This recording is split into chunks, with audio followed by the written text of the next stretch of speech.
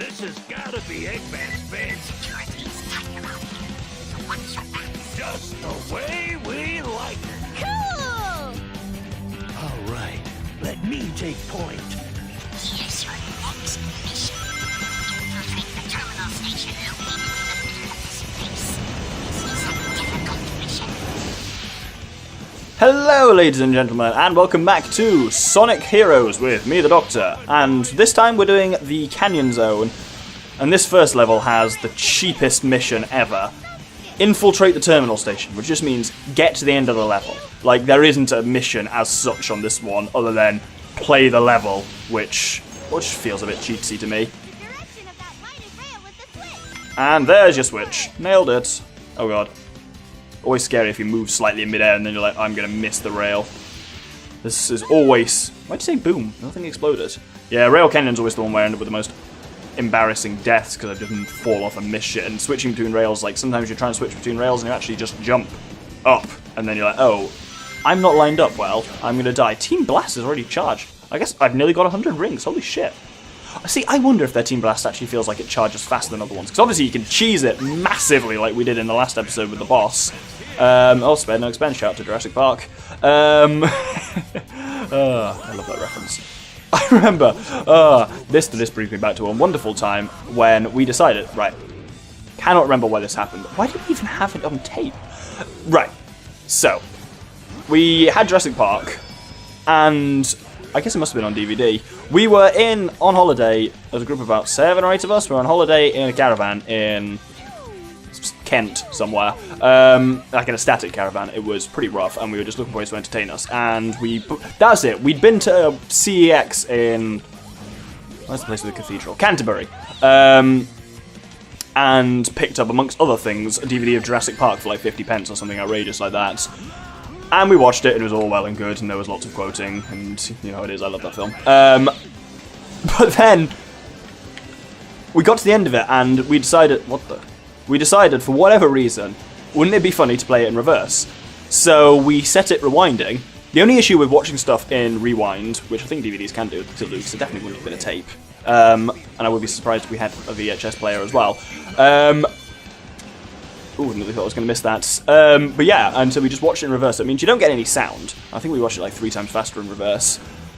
But Jurassic Park in reverse is a very different experience. It's a lovely film about a group of scientists who find an island that's been completely wrecked, and with the help of some local dinosaurs, they rebuild it. And actually rebuild some people as well, because like there's the handy scene where they reattach Samuel L. Jackson's arm and stuff like that. And then kind of the raptors help them kind of reattach some of the fencing. The raptors are, well, yeah, they're also nice enough to rebuild a goat. Or is it a cow? Either way, bits of meat are kind of lowered into their place with them, and a whole cow comes out. So there's some extremely interesting science going on there. And yeah, that film as a whole's got a very, very different feel. There's also a wonderful moment in the normal forwards version where what's he called? Richard Attenborough's character, John Hammond, his kids like run up a flight of stairs and he like hugs them and goes like, kids. In reverse, he's at the top of the stairs with his arms wrapped around the kids and he chucks them down the stairs because he goes way and launches them down the stairs, which is hilarious. Why am I talking about that? What even started me on that thought process? Oh, it was said about spared no expense. I'm really just, looking for any opportunity at the moment to talk and tell a story. Well, I'm not. I mean, see, I was thinking about this the other day, because I was watching another 2 Let's Players doing like a versus thing, and they went on a rant saying one thing they absolutely hate is watching, both of them hate this, watching Let's Players where the Let's Player just kind of talks through what they're doing, saying like, okay, gotta jump over here, gonna get this thing now, and they're like, oh, I hate it when you do that.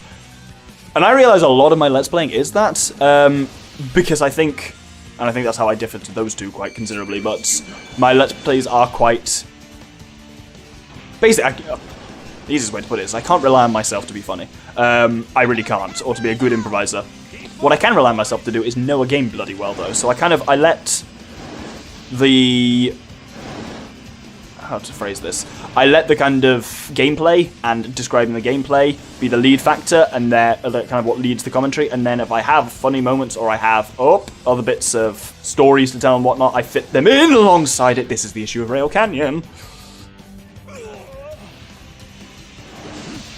Oh, I've ended up on one of the weird paths here. Where am I going? Oh, well. Actually, that worked quite well, because I didn't even... Oh, there it goes! Oh, dear. Ooh, heep. Checkpoint. Give checkpoint me. Checkpoint... Ooh. Wow, I mean, I completely, momentarily lost command of the English language there. But, to finish the story I was then telling which is ironic, because the story is about how I find it difficult to tell stories. Yeah, I think I don't improvise particularly... Well, I don't know. I always feel like I don't...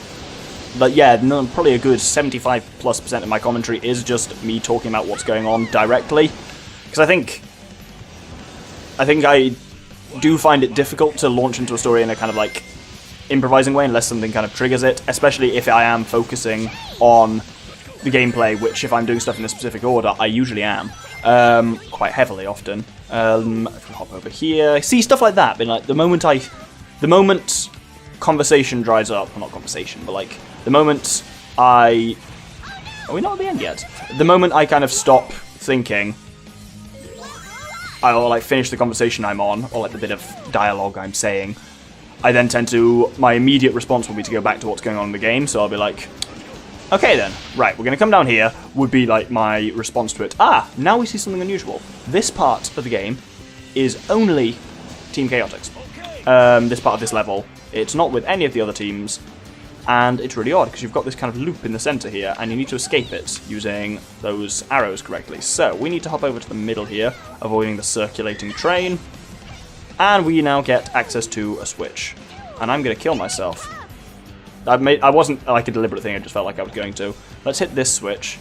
I believe that's what we need lined up. I think we need... Because you've got to have the right order of them. If you have them both up, you can't go through it, and if you have them both down, you can't do it. And I think you've got to have one down and one up, and I think I've got it right there. Let's find out. Nope, not towards the camera. There we go. Rail controls still well, I mean, this whole game controls in a jakey fashion, let's be honest. Okay, that clearly wasn't the right switch, because that did absolutely naff all. Up, up. I don't like this. I don't like this. I don't like this. There we go. That was a scary moment. Rails, man. I'm telling you. Right. Oh, here's the other switch. Gotta hit both switches, turns out. Do I need to kill the Rhino train? Can I kill the Rhino train? Yeah. I knew that. I guess with both of them lined up, that should then be... Yeah, I did need both of them. Well, there you have it, you know.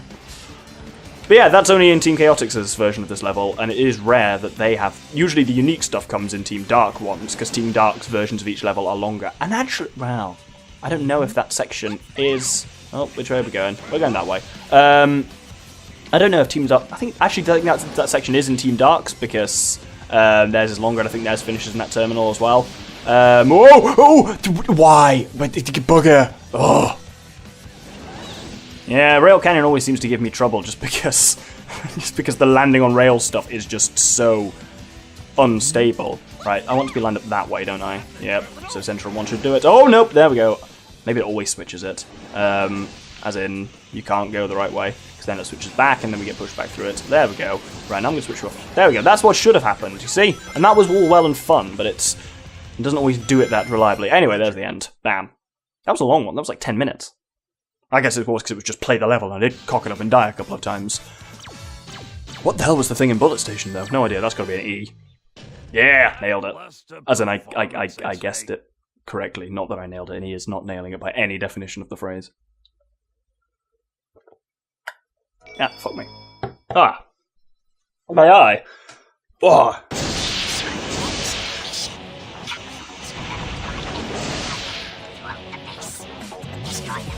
Ah, so the mission is to destroy these capsules, and I'll show you them as we get to them. What happened there, in between there, right. I still don't understand the physics behind this, but it happens to me all the time. If you take a drink from, like, say, a pint glass that's not got, it's probably got a third of it to a quarter left in. Those are the capsules, by the way. Sometimes you you take a drink from it, and then when you put it back to kind of, you realign it to vertical, so you kind of go forwards like that, it seems to inexplicably launch a droplet of water or whatever liquid is in your drink. This is what I was thinking at the end of the last level for the one where you've got to line them up so they're both pointing in different directions. Yeah, it seems to inexplicably be able to launch a droplet of liquid directly into my eye every single time I do that. It's like, it doesn't just hit my face, it always hits me square in the eyeball. And it did there. It's like, usually, obviously, when something comes at your eye quite fast, you tend to blink. But nope, that time I did not blink. It just went straight, like, into my eye. I feel like it went into my brain. So it very much stunned me. Hence why you just heard me on the loading screen just go... Right, we've got... Oh! What the... Ugh.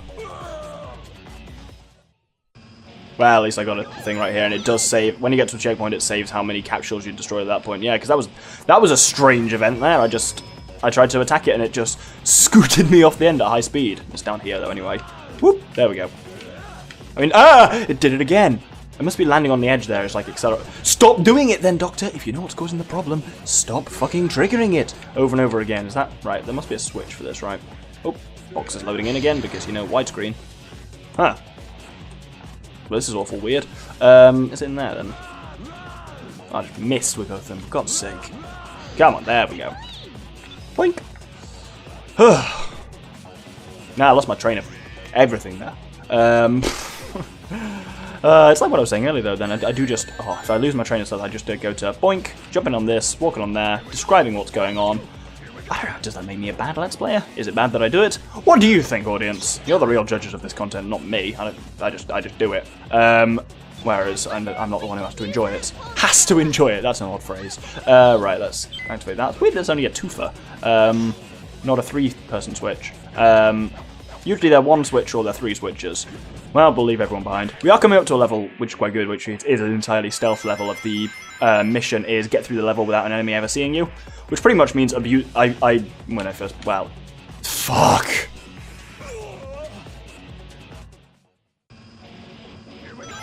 Oh, interesting. So when you restart a checkpoint, it actually does save the number of capsules you've done when you died, because I've got 10 done, which is nice. So does that mean this one down here is gone already? Cool, that's handy. So you go back to the last checkpoint, but you still get your stuff saved.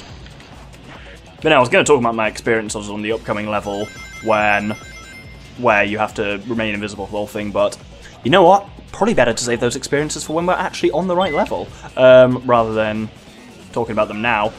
Save that story for then. Right, dude here, break him. See, there I do it again. Man, I'm so aware of how much I do it now, of resorting to describing the scene. Oh, went straight through that invisible prick.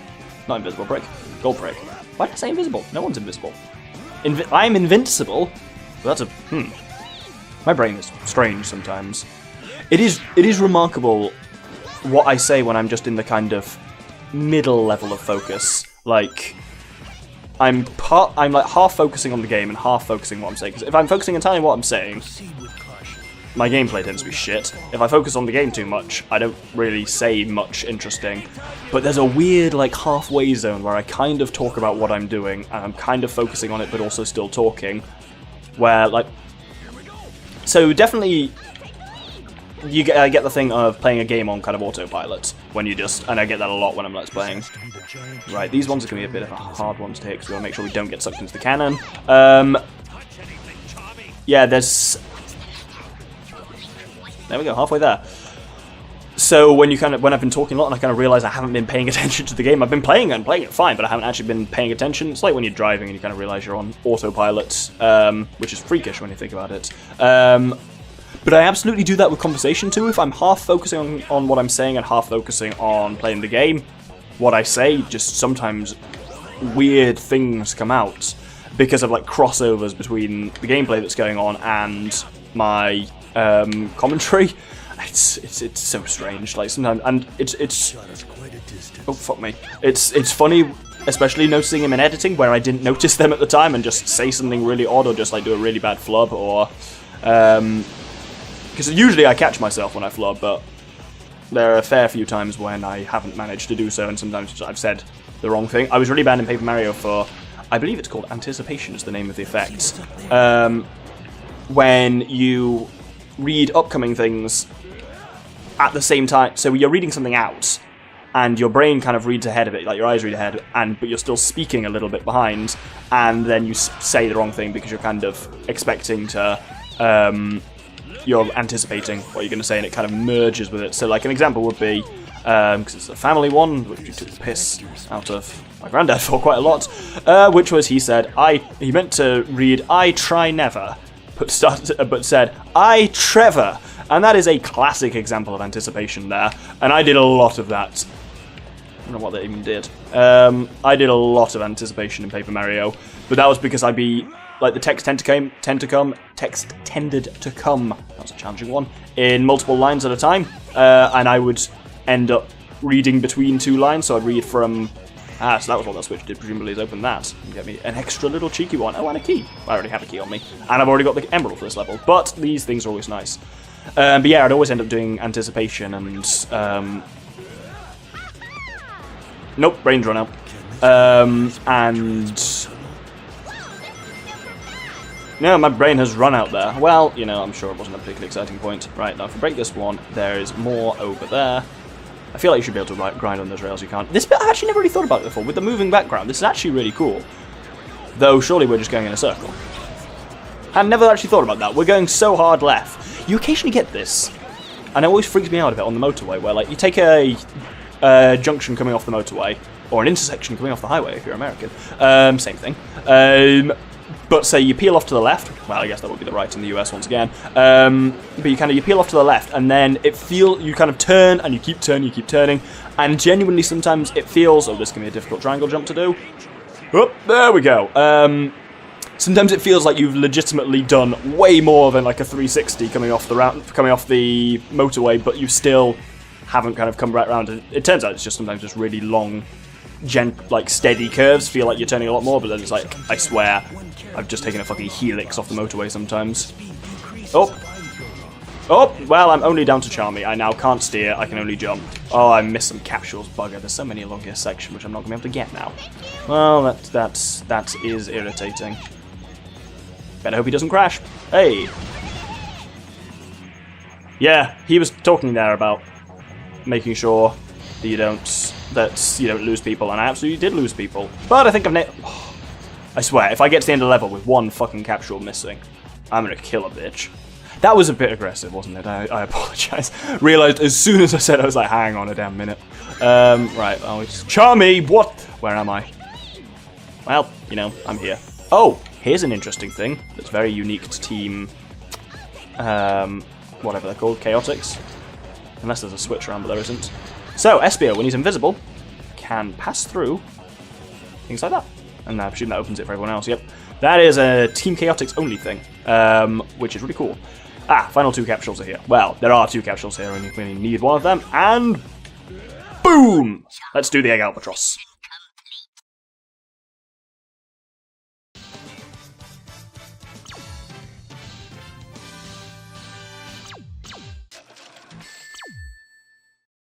Maybe this wasn't our day.